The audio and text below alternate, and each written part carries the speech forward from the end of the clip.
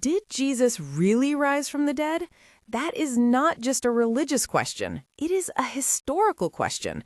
And if Jesus truly rose, then Christianity is not built on wishful thinking, legend, or blind faith. It is built on something that happened in real history. So in this video, we are going to look at 3 undeniable facts that even many critical scholars agree on.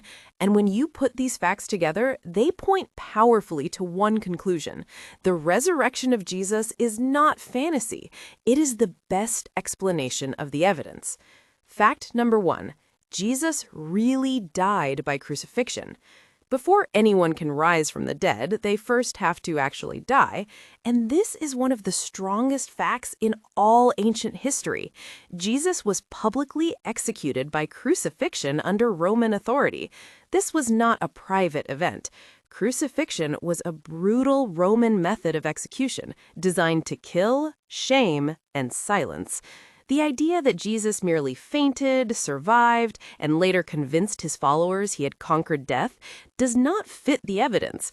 Roman executioners knew how to do their job. Jesus was dead. Even skeptical historians who reject the resurrection itself still accept the crucifixion as a historical fact. That matters because it removes the weak theories right away. Jesus did not simply pass out. He did not fake his death. He truly died. Fact number 2, Jesus' followers were absolutely convinced they saw him alive again.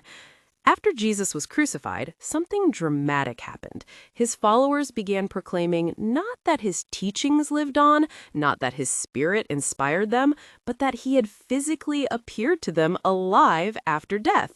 And this message shows up extremely early. In 1 Corinthians 15, Paul passes on a tradition he says he received, that Christ died for our sins, was buried, was raised, and appeared to Cephas, then the 12, then to more than 500 people, then to James, and then to others.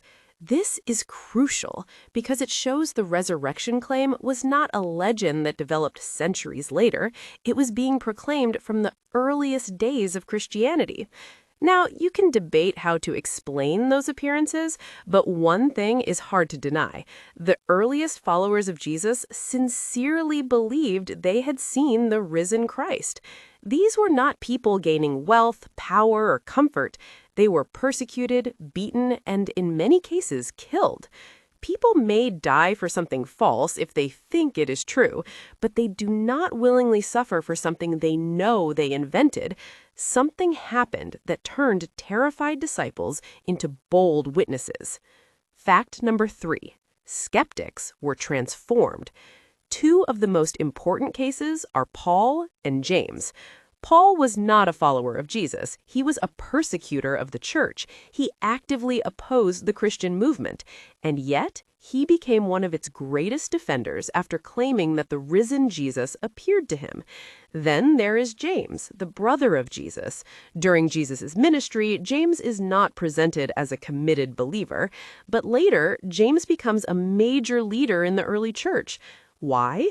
Paul includes a specific appearance to James in that same early tradition. That is huge. Skeptics do not suddenly become leaders of the movement they once doubted unless something massive changes their mind. So let's put it all together. Jesus died by crucifixion. His followers very early and very publicly proclaimed that he appeared to them alive, and even former skeptics were radically transformed because they believed they encountered the risen Jesus. Can someone still reject the resurrection? Of course, but they cannot honestly say there are no facts behind the claim. There are facts. Real historical facts, and the resurrection is the explanation that best fits all of them. So the real question is not whether there is evidence. The real question is this: what will you do with it? If Jesus really rose from the dead, then he is not just a teacher from history. He is exactly who he claimed to be. And that changes everything.